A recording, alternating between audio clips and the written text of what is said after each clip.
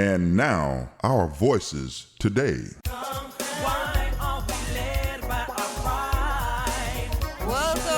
Welcome to Our Voices Today right here on Burtonville Car Community Radio. This is your beloved unicorn of the land, DJ Black Unicorn, a.k.a. Uni, in your ear yet again. We doing back-to-backs. I love back-to-backs. I truly do. But if you are annoyed with the sound of my voice by now, because I've been on here since 8, oh well, because I'm still here. And right now it is 10:03. Yes, it's 10:03. It's April 18th. It is the last Thursday of the month, so you already know what's going on. We have Legal Aid live in the studio with me, but before we get there, it is 52 degrees right now and cloudy. It's supposed to stay cloudy, and we have a high of 57, but no rain is supposed to come. But, you know, it's Cleveland. Keep your raincoats, your boots, and your umbrella with you because you just don't know. I have a very special guest again from Legal Aid Society live in the studio with me, Miss Barbara. I am going to butcher your last name. Is it Reitzloff? Reitzloff. That is appropriate because you're a lawyer. How are you living? How are you feeling today? Great. Thanks for having me. I'm so awesome. I'm so excited to have you. Well, thank you. But I'm super excited to have you live in the studio with me to discuss all about the issues that we are here to talk about with Legal Aid. And of course, these upcoming clinics where people can get their questions answered in person as well, because for 1 hour at these clinics locations throughout the next few months and the rest of the year, really. Guys, you will be able to pull up if you have any civil issues. Again, any civil issues, Legal Aid Society is here to help you with that. But for someone in the back, Barbara, who has never heard of you, who never tuned in on the third Thursday of the month, go ahead and give a little background, not only about yourself, but Legal Aid Society as well. Legal Aid Society of Cleveland is one of the oldest legal aids in the country. Yes. It has an incredibly good reputation, really smart attorneys. I feel really lucky to be there. And so we represent tenants in all, or lower income people in all kinds of civil issues. So we can do bankruptcy, we do housing, we do family law, things about unemployment and wage discrimination. So we really run the gamut. So we have attorneys who specialize in each group, but then we work with each other on cases too. Thank you. And so how long have you been a lawyer? A really long time. It's probably been, 35 years. It's been a long time. I would never had thought 35 anything looking at you. You look really good. Wow. I love that for you. So do you specialize in anything in particular? Yeah. I'm in the housing practice group and in the Right to Counsel Cleveland. So Cleveland has an ordinance that is like a public defender, but in eviction cases. And so I'm one of the team leads for that group, where we represent tenants who are under 100% of the federal poverty guidelines and have a child in the house. They're entitled to a free attorney for an eviction hearing in Cleveland Housing Court. Housing here in Cleveland has been a really hot topic. Yeah. And I know, especially for me, when Mayor Bibb, shout out to Mayor, had his State of the City, and he had his annual conversation with WOVU, that was my question. What are we doing for middle class housing? I see things going up. I see condos. I see just stuff that middle class people can't afford. So that was my question. And I, to be transparent, am in a place and space where I am looking for a home. I'm looking to be a first-time homeowner. And the prices for homes are outrageous. And that's why I had that question, because I'm like, I'm trying to just understand what's going on in our city. And the rise of non-owner occupied homes in Cleveland has resulted in a decrease of quality housing stock. And that's why that was my question. Many out-of-state buyers purchase homes to be used as rental properties, which is cool. I don't knock anybody hustle, but look, if you're going to do that, take care of the spaces and places that you are buying. These absentee owners can easily neglect the buildings, allowing them to fall further into despair. To combat this, the city of Cleveland passed a set of ordinances in February called the Residents First Legislative Package. So let's talk a little bit about that package first, and then we'll talk a little bit about just what people need to know about housing in general, legally, from the legal aspect, obviously. Okay. The Residents First package is exciting. You know, like I've been doing housing law for, like I said, 35 years probably. I started at legal aid, then I was at the housing court for a really long time, and now I'm back at legal aid, which is great. This is the first time I've seen the city take such a huge step in trying to address the quality of the neighborhoods. So I'm excited about it as a resident of the city. So it's a set of ordinances. It's a package because it's a set of about 20 ordinances that try to address quality of life and quality of the housing stock with rental properties and with vacant properties. So it doesn't have a huge impact on owner occupants, except that it tries to address the deteriorating properties around them because so many are rental properties. So it gives the city more tools to try to pressure bad owners to take care of their rental property and to encourage them in a slightly pressureful way to take care of their vacant properties. It's exciting. It's the first time in a long time I remember seeing building and housing and the law department clearly work together. I think the administration got input from a lot of places for this, and they've come up with a really good set of ordinances. Thank you. You know, again, I respect everybody's hustle, as long as you doing it morally, responsibly, respectfully. But what is the cause with the increase in non-owner occupied rental properties? And why are they just letting them sit like this? Well, yeah, and you're right. Being an out-of-state, out-of-town, out-of-country even owner isn't necessarily a bad thing. But we're seeing so many sort of bad owners from out of town, out of state, out of country. I think it's a leftover from the foreclosure crisis. So the foreclosure crisis caused so many properties to come up on the market, and investors from all over have just swarmed in and picked them up because it's so easy with the internet to do that now. Right. There's you also can do everything from literally the pleasure of your home. From your couch, yep. And they're buying properties that they never see. And when I was at the housing court, the city would bring those owners before the court, and they would say, "I never saw it. I never went to it." And that's incredibly irresponsible in my mind, is that they don't even come to visit the property. So they might own one property in Cleveland and one in Detroit and two in Atlanta, and so you can't really run a business that way. So there's one city council person who said that he's discovered that there are actually local people who are sort of feeding the properties to the out-of-state and out-of-country investors. So they're sort of, scanning the neighborhoods and picking out the properties, because those really could be owner-occupied properties if we could get owners financing and get them into them. But instead, an investor comes and offers a third of the price in cash, and you can't really blame the sellers. They jump at that. But then the new owners start to charge rent. They collect their rent electronically, and they never see the property. They never invest a dime in it. And then when it's done, they walk away. Literally dealing with that in my rental space right now, which is why I'm like, I just need my own home, because how can you buy a house that you never laid your eyes on? You weren't present for the inspection, none of it. So did you even ask for a copy of the inspection? Because I still have lots of repairs that are not taken care of. Well, in Cleveland, unlike some of the suburbs, Cleveland doesn't even have a point-of-sale inspection. So a lot of them were never even inspected. It's just, here's your piece of paper, here's my $5,000, here's your property. And that's legal? Oh, yeah. Yeah. I'm sorry, can you, that just made me dumb for a second. Can you explain how that is going on one more time for me, please? The point-of-sale inspections are a matter of local ordinance. Okay. So some cities, like I believe Shaker Heights, has a point-of-sale inspection.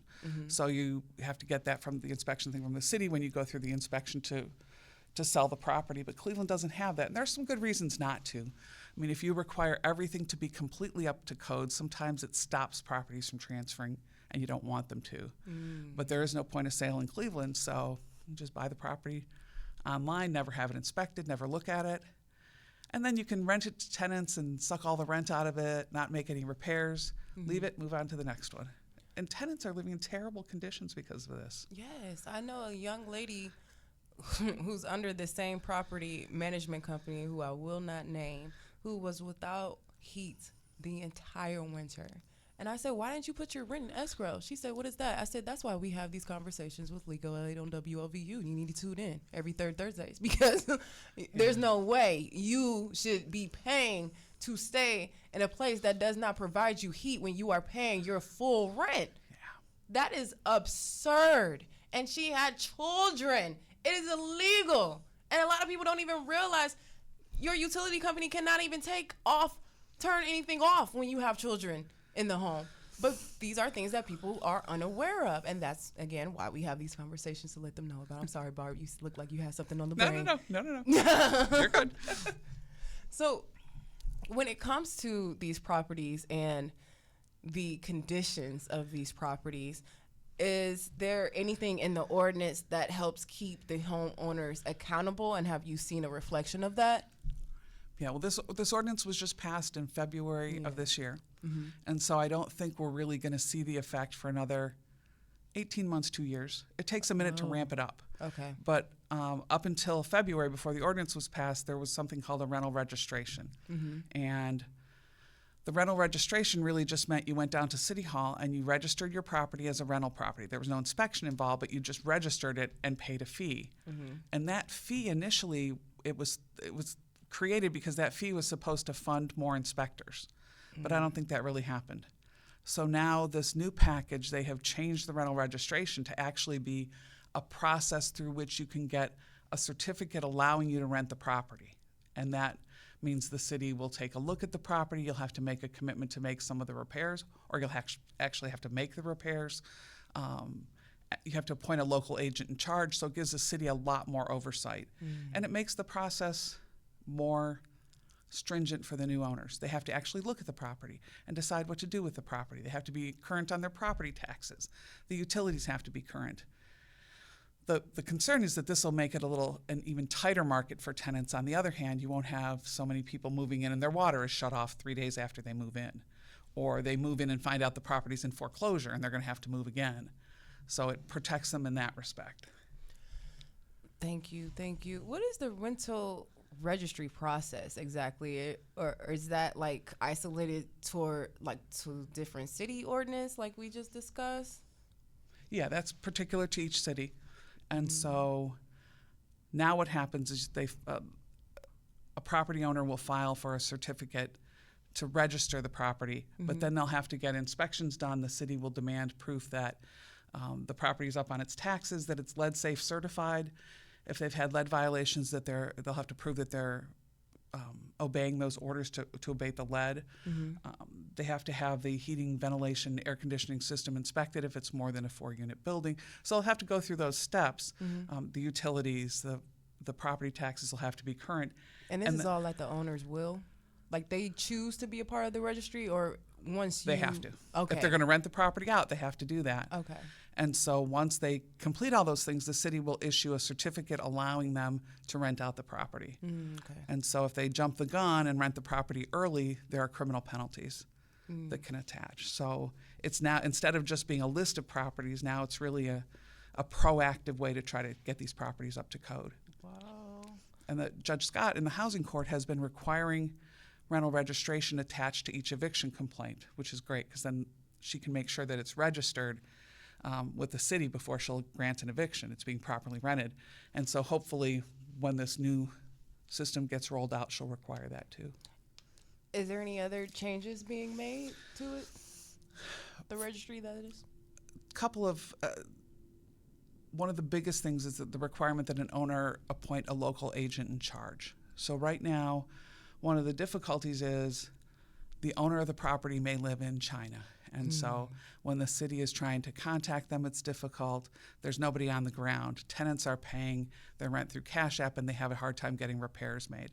So when they register, the owner will have to nominate a local agent in charge who has to be a human being. So it can be the owner if they're living in the county or an adjacent county. It can be the owner themselves. But if the owner is any further away than one county, they have to nominate a local human being who lives in Cuyahoga County, who's going to be their agent. And that person will be the point person for the city. And for people like Legal Aid, when we try to reach out and get some things done, that's the person that we'll look to. the city has said they don't really want to prosecute the local agents, but they really have to have somebody local to reach to. And if push comes to shove and they can't get the owner, they will go after the local agent in charge. So that's a big deal to have somebody local when there's no heat or there's no water. We're not trying to call somebody in another country and explain to them why it's important, because they hang up the phone and then they disappear, and we don't have any way to track them down. But a local agent, we're going to have a lot more influence on. So is there any way to add rules to this new ordinance? Like, hey, if you disappear on us, we're just going to take the property? Is that like a legal thing to do? Well, I mean, from the state, that is, not like... Well, not exactly, but what could happen is criminal charges get filed, fines get levied, and the court can even assess fines for owners who don't appear. And that was something that Judge Pianca, when I worked at the court, did all the time. So let's say the owner has a $10,000 contempt fine or a $20,000. The city could foreclose on the property to collect that, but then the city ends up with a bad property and they don't want that. So, it doesn't resolve everything. The end game is kind of tough, but we do have a local agent in charge who's a human who could be charged and could face jail time, and that's a good thing. And the new ordinance makes it easier to ticket these property owners. It sort of makes the process easier for inspectors. It was kind of complicated and wasn't particularly well written in the ordinances before, but now they've changed it so it's really clear how you have to serve how the city inspectors have to serve the notices. So it's going to make enforcement better. It's not perfect, but it's pretty good.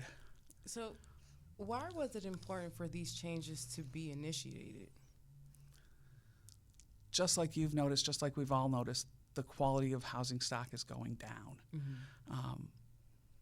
When I started at Legal Aid a long time ago, rent was $300 or $400 a month. It's now like $1,400 a month. Parents with one child are paying $1,500 a month to live in an apartment. It's outrageous. It is. They deserve better quality housing than they're getting, and we need to figure out a way to attack that. And the remedies the city has had haven't been as effective so far as they would like. So the local agent in charge is a big deal. Director Martin is terrific. She's so smart and she's innovative, and we were really lucky to get her in the city of Cleveland. So, what has it been like working with her? I don't work directly with her, but we've talked about stuff, and I've just been so impressed with how she is a great combination of both practical and sort of intelligent, book smart kind of stuff. She can combine them. She can see how things are going to work down the road. She's been working with the law department, and this is going to make a dent, I think. If nothing else, it's going to tell investors you can't just come here and suck all the money out of a property and walk away. It'll discourage the bad investors. Hopefully down the road, we might be able to get some more owner occupants in the city to kind of stabilize it. Because I have those worries too. I see development downtown, but then I drive through neighborhoods and think, wait a minute, people are living here? And you're paying how much a month rent? It's outrageous. It is. It truly is. When I look at these prices and I see the area, I'm like, who is setting these standards of rent? Because it is insane. It is so insane. And I'm so grateful for the home that I was able to get into at the time. And, timing is everything. And I appreciate it because it literally saved me hundreds of dollars had I waited another 1 month. 1 month, I would be paying an additional at least $400. Yep. It's despicable. I don't understand it. I don't understand where we're going with this. Like, I truly don't. But make sure you stick and stay. Don't go away. This is Uni having a great conversation with Miss Barbara from the Legal Aid Society. We will be right back. Stand up.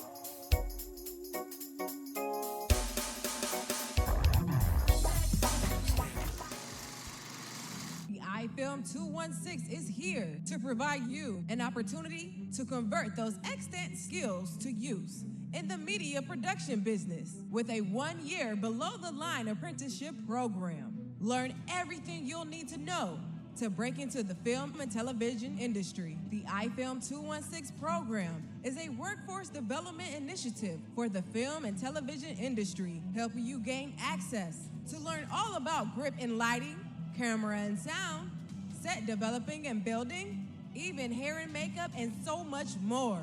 iFilm 216's mission is to empower underserved minorities in the art of cinema, fostering diversity and amplifying marginalized voices to inspire change.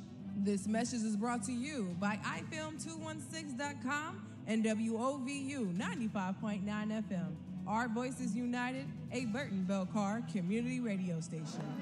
Okay, everybody, that's a wrap.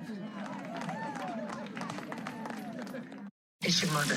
Bring mom to the Mother's Day show and say, Mama, we made it. a Mother's Day celebration with Yolanda Adams, Jacqueline Carr, Sean P. Keith, Charles Jenkins.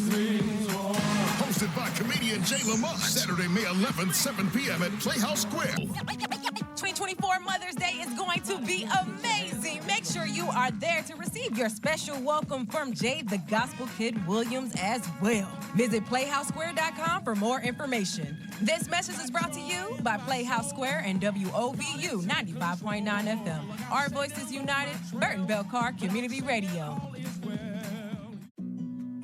Ohio, a new choice for Medicaid is here. Anthem Blue Cross and Blue Shield. The name you can trust because we're the plan that plans on everything.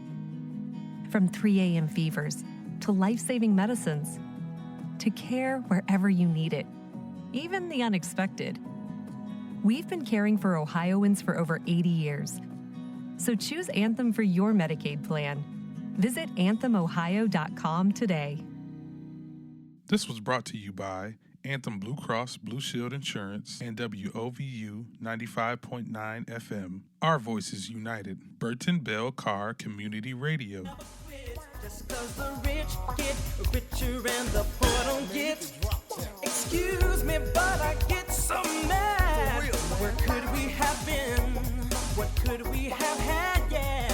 And welcome back to Our Voices Today right here on WOVU 95.9 FM. This is Uni having a great conversation with Ms. Barb of the Legal Aid Society. Is it okay if I call you Barb? Absolutely. I just got so instantly comfortable with you. Sorry. No, it's fine. It's fine. Okay, just making sure. And if you are just tuning in, we're talking about housing here in Cleveland. We just were referring to the rental registry, and let's just hop right back into it. Now, when it comes to the local agent, what is a local agent in charge, LAIC? Is that the person that is the local agent here in Cleveland over the property while this person is overseas or in another state?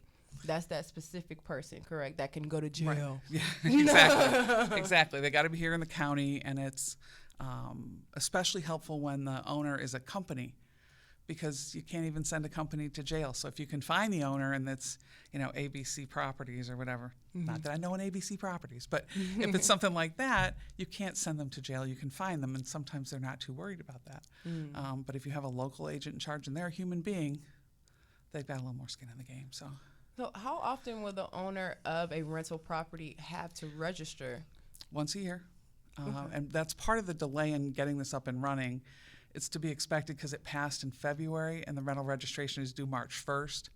And so it really wasn't feasible to get it up and running this past March. So I think March 1st of 25, we're really going to see a change in how it's done. I hope so. I really hope to see a change much sooner than 18 months, but I do understand change takes time. I totally understand. I'm not into politics at all. I always say when I'm talking to my friends who are in my age group and they're like beginning their politics journey, I'll be like, yeah, I can't do that. They can't control me. They get so mad when I say that. It's just a joke with some facts, like every joke. But Yeah. But how often will an owner of a rental property have to apply for the certificate approving rental occupancy, and what requirements will they face? Have to apply every year, gets renewed every year. Okay, same. Unless Building and Housing makes different rules, but right now it anticipates every year. And they'll have to make the application, and then the city will look in its records and see if there are open code violations.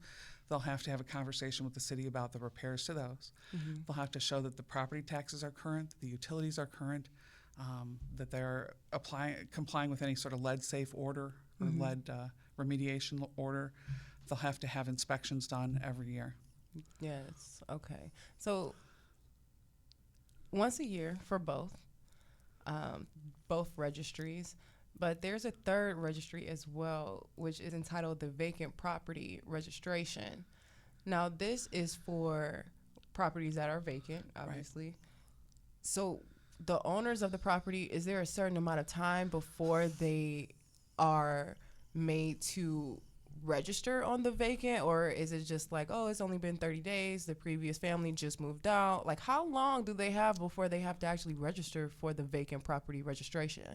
They have to register vacant properties once a year too. Okay. And that doesn't start until August, because the rental registration was done under an emergency piece of legislation, but the vacant properties won't take effect until August. And then, it's primarily aimed at making sure that vacant properties are secure from the outside and are not an eyesore. We all hear the terrible stories about what happens to people when there are vacant houses in their neighborhood or vacant commercial properties. They just draw crime. There was a study done years ago about property in Cleveland where they said it's just too easy to own a vacant property in Cleveland. And that's true. There's really nothing stopping them. So this registration and the inspection doesn't require that the vacant property all be brought up to code on the inside. So for example, if it's a commercial property, they don't have to fix the water system and the wiring and everything. And you can kind of appreciate that, especially for commercial property, because some of it may be sort of built to suit, and you can't really say to owners, completely rehab it, that it's going to stand vacant because it's going to get vandalized likely. But you can say, I think, reasonably to them, you've got to make sure it's secure. You've got to make sure it's not an eyesore. There can't be graffiti. There can't be holes in the roof. It's got to not be dragging down the neighborhood. And the nice thing about the vacant property registration is they also can be required to post a bond. So for residential property, if they find like a vacant apartment building, sometimes you see the empty four-suiters. If they find a vacant rental property, residential rental property, and it's inspected and there are violations, the city can require them to post a $5,000 bond. And it's even higher for commercial properties. And the city can hold on to that bond. They can return it if the repairs are made, but if the repairs aren't made, the city can use that money to secure the property, for example. So it's not, you and I paying to secure the building that somebody else owns and is going to make money off of someday. It's that person posting money that can be used to secure it and clean up the trash in the yard and, make sure it's not graffitied and not an eyesore. So I know you've been working with them, and this isn't your sector because you're obviously with legal aid, but I do have a question when it comes to vacant housing and the situations affecting a lot of people in our city, whether they're facing homelessness, whether there's too many children in foster care, to provide housing because we have children sleeping in people's offices downtown. Has there been any evaluation that you've heard of from the city for those type of instances? Because we have plenty of housing here. There's no reason kids should be sleeping in offices, and I'm sorry to get loud, but this really irks my nerves. Yeah. And we're talking about housing. So I just figured I'd ask. You're right to ask. The problem is we don't have people to maintain the housing. So we don't have a lot of empty properties that are suitable for people to live in. To be honest, those kids are probably safer in the office building than they are in a lot of the empty properties in Cleveland because you can't have them open, you can't have no water and no electricity. Right. So that's part of the problem. It's interesting you say that because I had a conversation with Director O'Toole, Martin O'Toole, who specifically has a concern for homeless people and for finding places for them. And so I know it's on her mind. I know she thinks about it. It's not addressed in this package, but I'm comfortable saying that she's looking at the issue, though I don't know any of the specifics. She wouldn't share that with me, nor should she. That's really her internal business. But I know it's an issue for her because we talked about it last winter when people were sleeping in churches and whether that was okay or not. So I think she's thinking about it. Okay. I don't think she's ignoring it, but so many of the vacant properties, really, if properties are livable, they're being rented out. And if, because a lot of property owners, if they can convince somebody to move in and pay them money, they're already doing it. And if the properties are so bad they're not livable, we can't really put kids in foster care in there. So absolutely. Has there been any thought or just bouncing ideas around of group housing for the bigger houses that are vacant that are livable? I think you have to have an owner who's willing to do it. You have to have a company or an owner that's willing to come in and take charge of that, because the city's finances just won't let the city do it. County, I'm not. Because that was going to be my next question. Like, so why won't the city or the state do it then? If this is such an issue for the city and state, why won't they? But you just said they don't have the funds. Well, and the county, I think the county is in charge of the building you're talking about where kids are staying. And so that's a good question for the county. Okay. Are there plans to, what are you planning to do with these kids? Yes. Where are you gonna house them?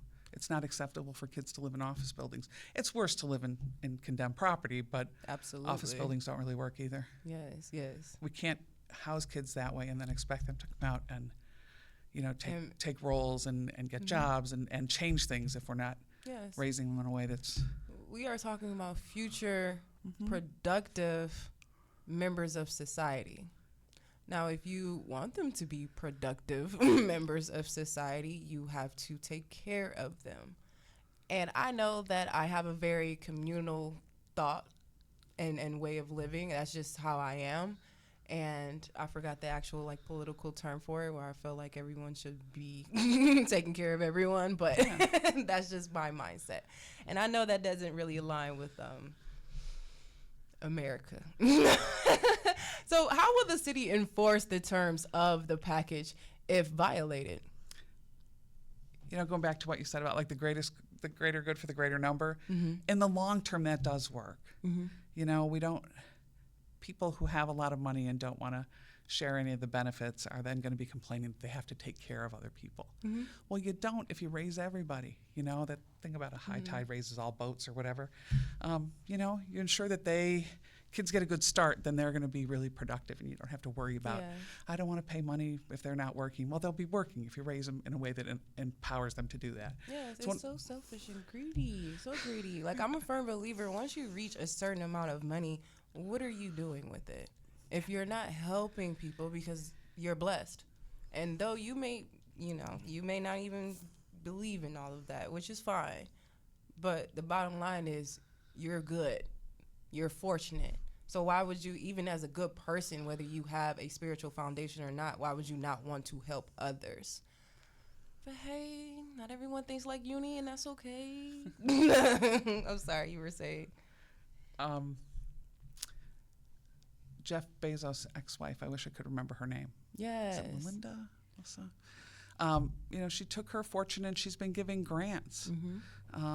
Legal Aid got a grant from her, and so I really wish I could remember her name.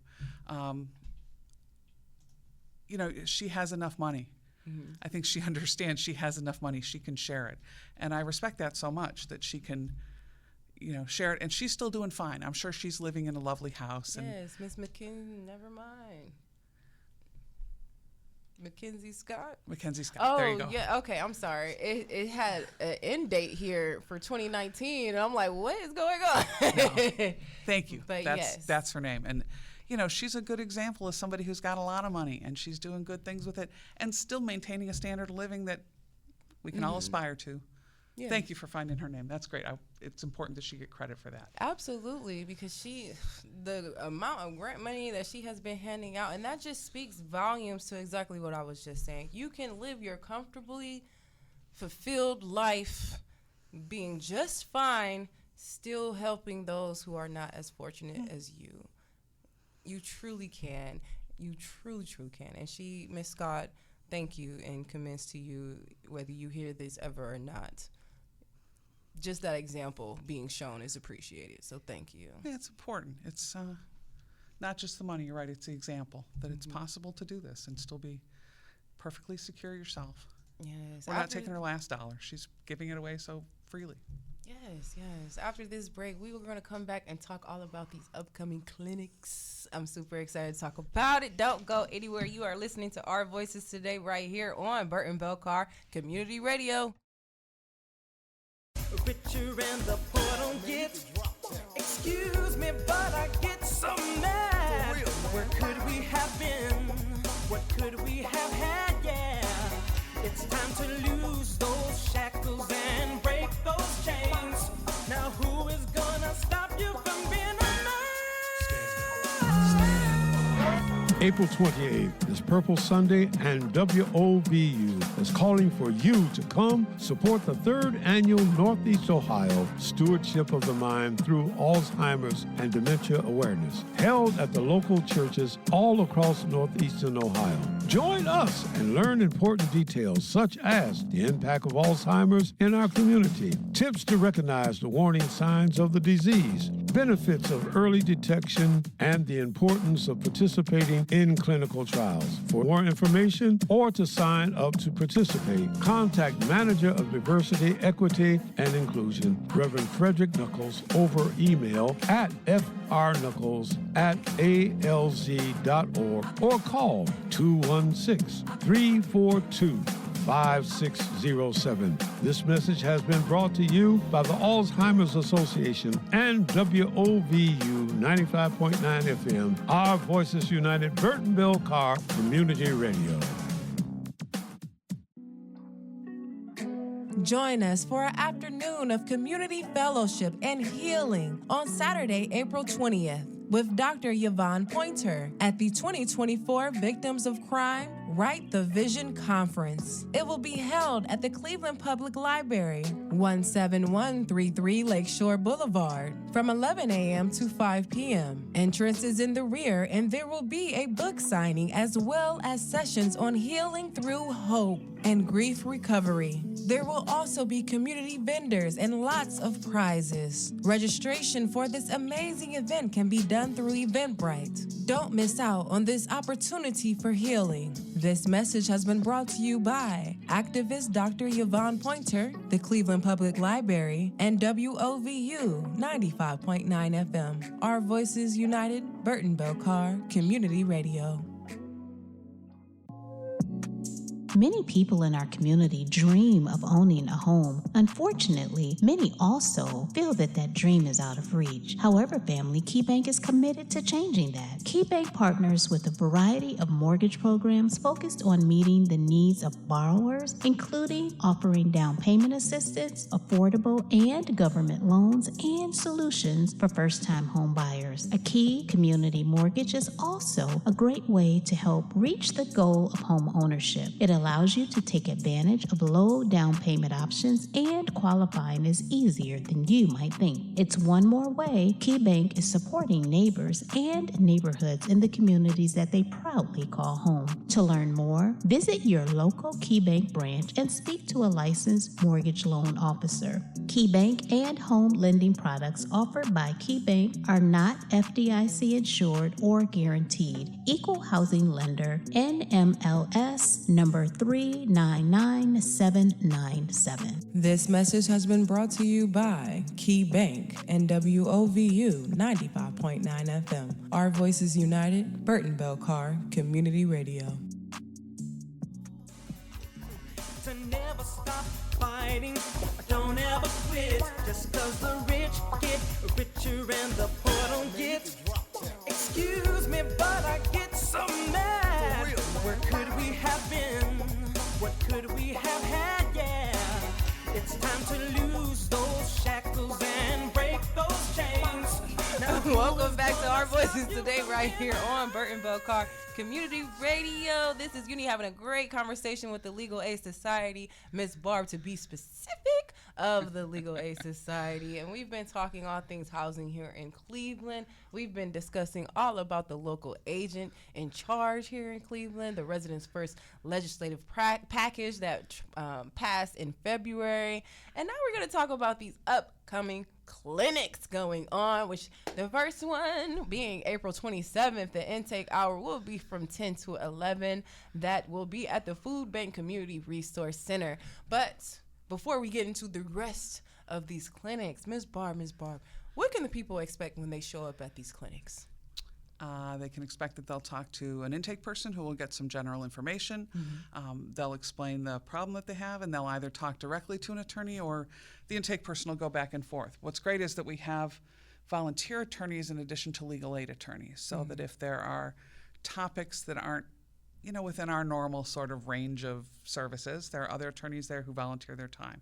So we can answer a really broad range of questions and get some general advice out to people. And then if you need representation in a case and it's something we can help you with, you'll be referred to legal aid and assigned to you'll go through screening and be assigned to an attorney. But you can get some good general information and answers to basic questions at these clinics. Get some direction. Thank you. So to be clear, we're only talking about civil issues, correct? Right. Criminal issues generally for people with low income, those will go to the public defender. And so that's a good place to start if you've been charged with a crime. But for everything else is civil, really. And do you ever have individuals that you refer to the public defense office and they come right back? Sure. I mean, the thing is, people don't bring you one legal problem in a neat little box.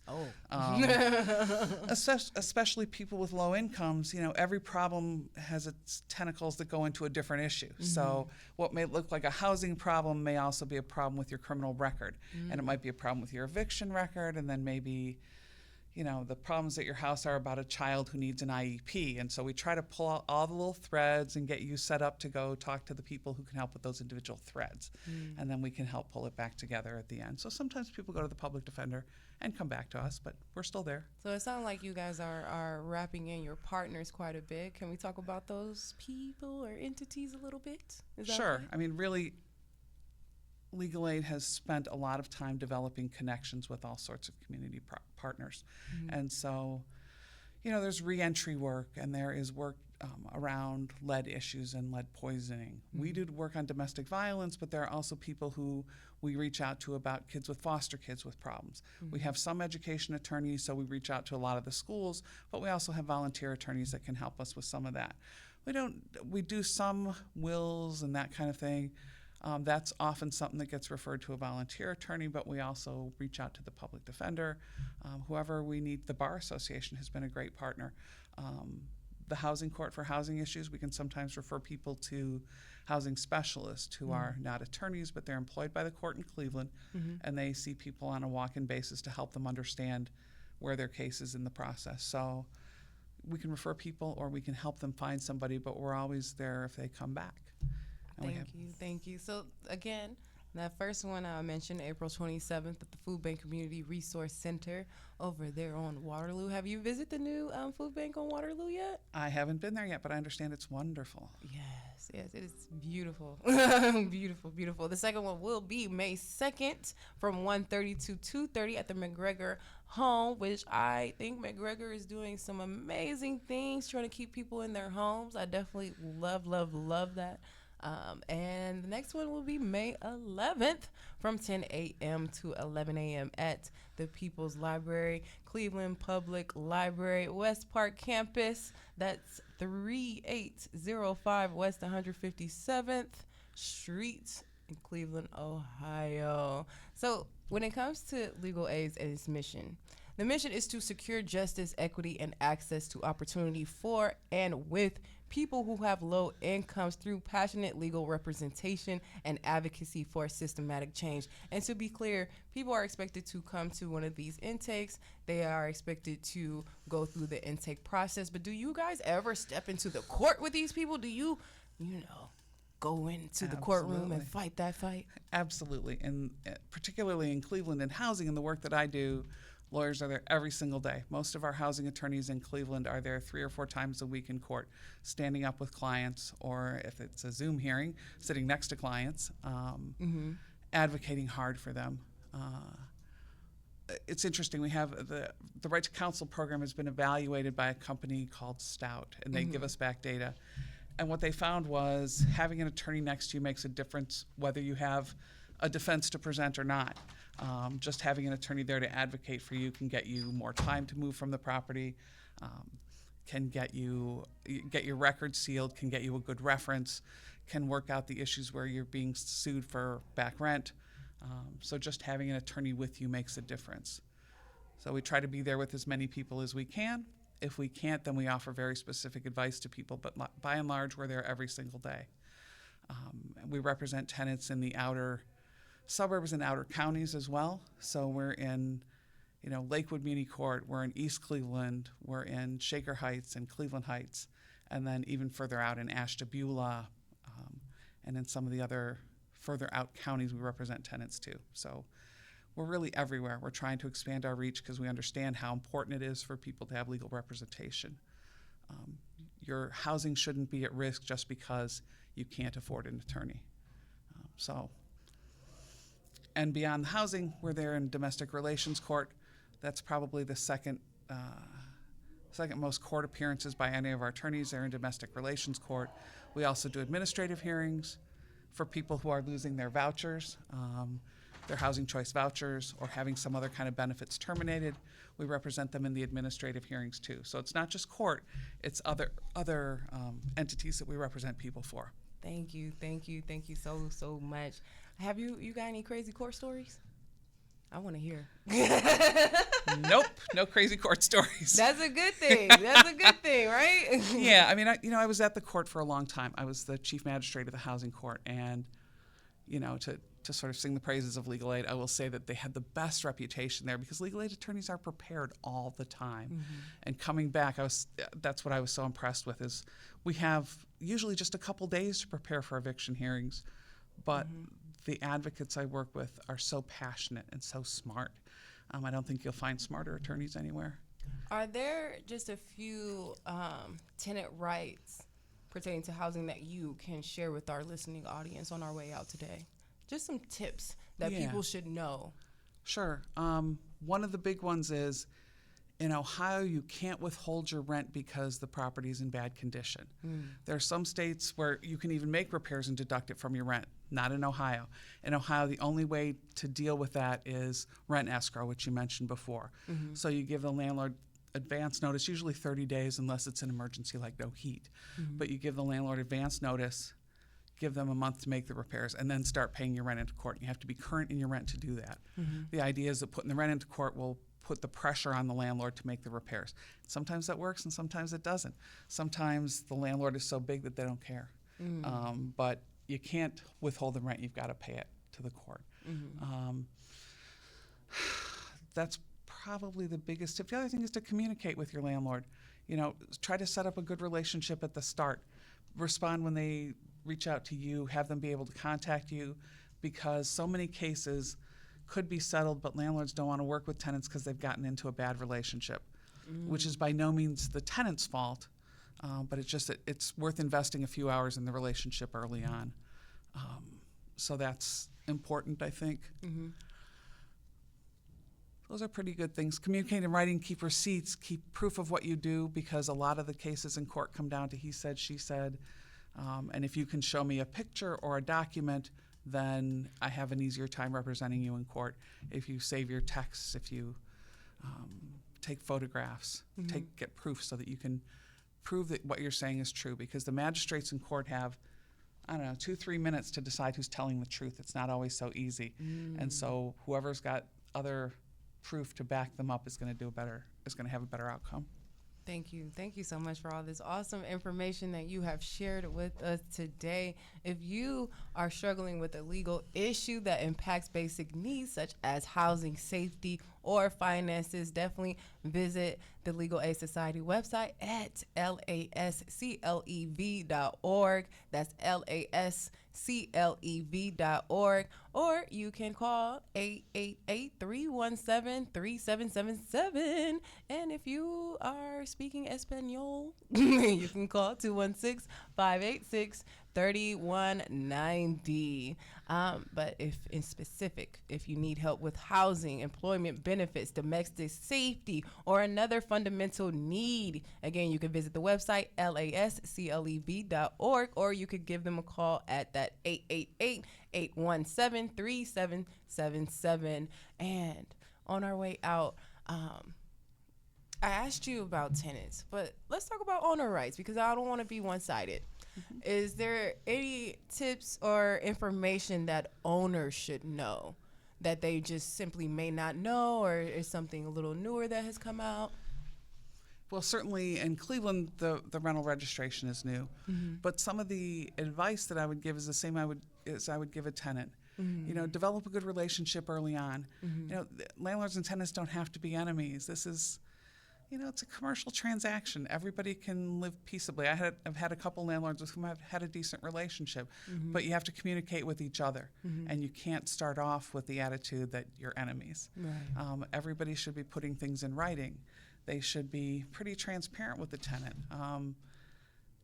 Tenants want to stay where they are usually. Tenants will let you know early about repairs that need to be made so you can get to it before it turns to something big. If I were a landlord, I'd be going to the properties every couple months and walking through to see what sort of problems there are. Because landlords will often say, oh, they destroyed the house and the water bill's been giant for a long time. Well, you haven't been to your property in a year and a half. It's your investment. If you're going to treat it as a business, you got to treat it as a business. It can't be your hobby. You've got to really put in some time, and that means checking on it, looking at your tenants, looking at your property. Yes, thank you so much. So, Mr. Williams, our fearless leader at WOVU, he usually has a plate that he likes for our guests to fill with something for our listeners to take in and ingest and fully take in. I was trying to think of another word, couldn't do it. But what would you like to leave with our listening audience here today, Ms. Barb?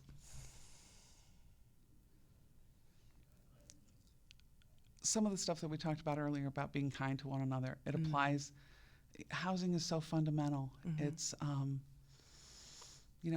it's one of the things that will tear a family apart. It will leave people so upended if they can't maintain their housing.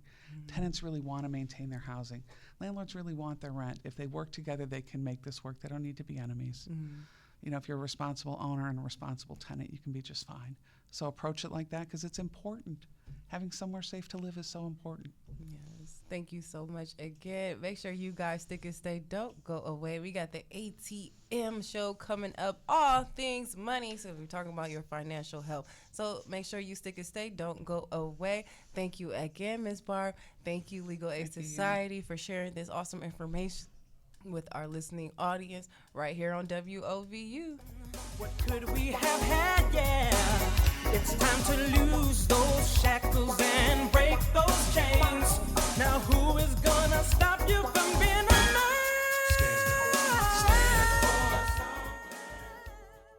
Hey everybody, listen up because we have a huge public service announcement for our Eastside Cleveland residents. The St. Luke's Foundation is providing a community grant of up to $6,000. Specifically for Cleveland residents on the East Side. Whether it's a community garden, a pocket park, or a mentoring program, community grants are available to directly support residents seeking to improve their community's health. Community grants are available for resident-led projects under the following criteria: educational attainment, financial stability, housing stability and safety, social connections, advocacy, policy, and community engagement, and access to healthy food and actively living. You can apply for this amazing grant opportunity at stlukefoundation.org/community-grants. There, you will be walked through the application process. If you are seeking a grant, you can get in touch with the St. Luke's Foundation by email at ibishop@stlukesfdn.org or call 216-431-8010. That's 216-431-8010. Don't miss out on this amazing opportunity to make a difference in your community right here on Cleveland's East Side. This message has been brought to you by the St. Luke's Foundation and WOVU 95.9 FM. Our voices united, Burton Bell Carr Community Radio. Is your family in need of a new medical provider? Call the Village of Healing Center, the solution for quality Black health care. Cuyahoga County's first and only Black-led and operated medical center. All Black providers caring for Black families. Schedule primary care, chronic disease management, mental health, OBGYN, and pediatric care appointments at 216-815-4325. Offering men, women, and children the quality health care our families deserve. Call the Village of Healing Center today at 216-815-4325. That's 216-815-4325. This message has been brought to you by the Village of Healing Center and WOVU 95.9 FM. Our Voices United, Burton Bell Carr Community Radio.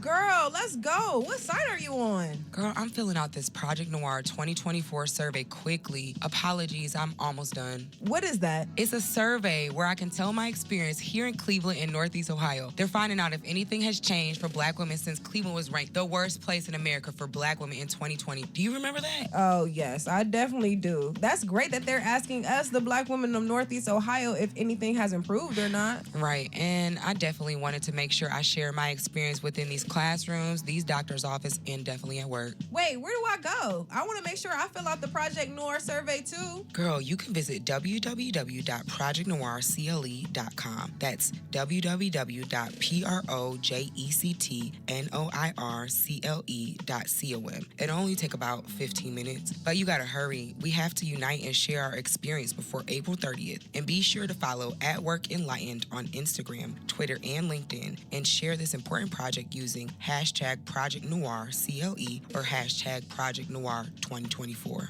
Oh, I got it right here. ProjectNoirCLE.com. I see you can also email hello@enlightened-solutions.com if you have any questions. I'm so glad this is available for us. Together, we can make a meaningful impact here in Cleveland and Northeast Ohio for Black women. Girl, exactly. I'm going to make sure I do my survey before April 30th. Thanks for letting me know. Now, come on, let's go. Project Noir Survey is brought to you by Enlightened Solutions in WOVU 95.9 FM. Our Voices United, a Burton Bell Carr community radio station.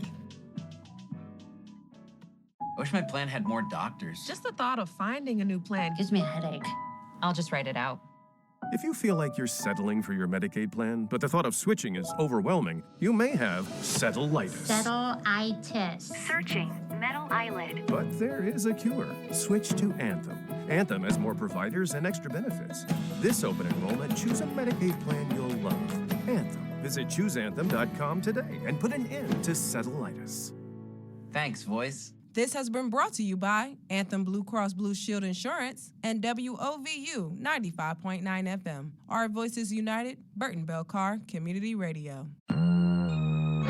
April 28th is Purple Sunday, and WOVU is calling for you to come support the 3rd annual Northeast Ohio Stewardship of the Mind through Alzheimer's and Dementia Awareness, held at the local churches all across Northeastern Ohio. Join us and learn important details such as the impact of Alzheimer's in our community, tips to recognize the warning signs of the disease, benefits of early detection, and the importance of participating in clinical trials. For more information or to sign up to participate, contact Manager of Diversity, Equity, and Inclusion, Reverend Frederick Knuckles, over email at frknuckles@alz.org or call 216-342-5607. This message has been brought to you by the Alzheimer's Association and WOVU 95.9 FM, Our Voices United, Burton Bell Carr Community Radio. I'm Trey Modlin, WOVU 95.9 FM, Our Voices United News Director. I am the son of Dr. Charles Modlin Jr., Vice President and Chief Equity Officer at Metro Health, and founder of the Minority Men's Health Fair. Since 2003, my father has hosted this free annual health fair to help save lives by providing free screenings. Dr. Modlin's tireless work has helped countless people discover medical conditions that they would not have otherwise known about. Free screenings are available to all who attend, including for cholesterol, diabetes, digestive health, glaucoma and vision, and more. There will also be enrichment activities, wellness sessions, community resources, guest speakers, and a job fair. You too can be part of it. This year's Minority Men's Health Fair will take place on Saturday, April 27th, from 11 a.m. to 4 p.m. at 2 Metro Health locations: Metro Health Cleveland Heights Medical Center and Tri-C Metropolitan Campus, Alex B. Johnson Campus Center, Room 201. For more information and registration, visit this website, metrohealth.org/MMHF. That again is metrohealth.org/MMHF. You can also call this number, 216-957-3862. 216-957-3862. Your health matters. It's your chance, no matter your race, ethnicity, gender, or sexual orientation, to make a commitment to better health for a stronger and healthier community.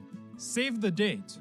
Register today for the Minority Men's Health Fair, Saturday, April 27th from 11 a.m. to 4 p.m.